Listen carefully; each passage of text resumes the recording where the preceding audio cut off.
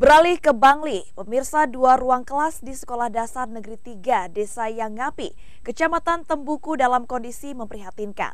Atap plafon hingga rangka bangunan yang jebol membuat pihak sekolah terpaksa mengubah fungsi perpustakaan menjadi ruang kelas.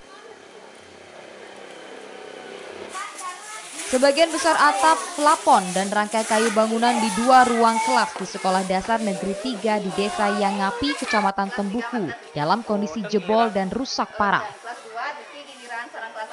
Dinilai sangat membahayakan keselamatan, kedua ruang kelas ini tidak bisa lagi digunakan untuk aktivitas belajar mengajar. Menyiasati kondisi tersebut, pihak sekolah terpaksa memanfaatkan perpustakaan sebagai ruang belajar untuk kelas 3. Sementara untuk kelas 1 dan 2 bergiliran melakukan proses pembelajaran di ruang kelas 3. Bangunan ruang kelas ini diketahui mulai rusak sejak awal pandemi COVID-19 atau tahun 2019 lalu. Belum tersentuh perbaikan, pihak sekolah berharap agar ada tindakan dari pemerintah. Ruang kelasnya yang rusak di SD kami, di SD 3 Yangapi, yaitu terdiri dari ruang kelas 1-2 dan ditambah dengan ruang UKS, ruang kepala sekolah dan dapur. Kerusakannya sejak kapan Pak terjadi? Kerusakannya niki sejak menjelang COVID. Sejak menjelang COVID. Ya, berarti kelas 1 itu sudah meninggalkan kelasnya, ya beranjak dari kelasnya karena sudah mulai jebol menjelang COVID.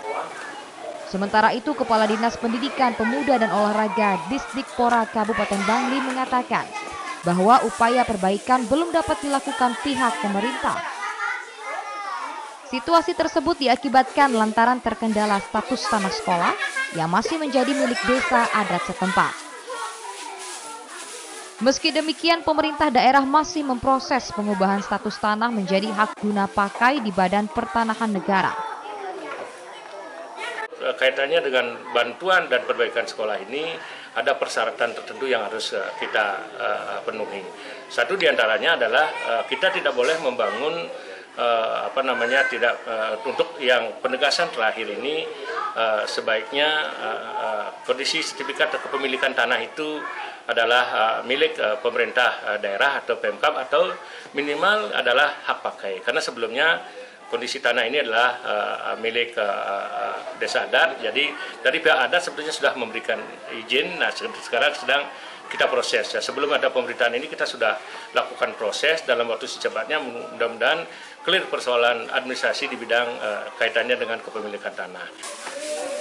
Upaya perbaikan pun ditargetkan dilakukan dengan menggunakan alokasi dana khusus setelah proses perubahan status tanah selesai dilakukan.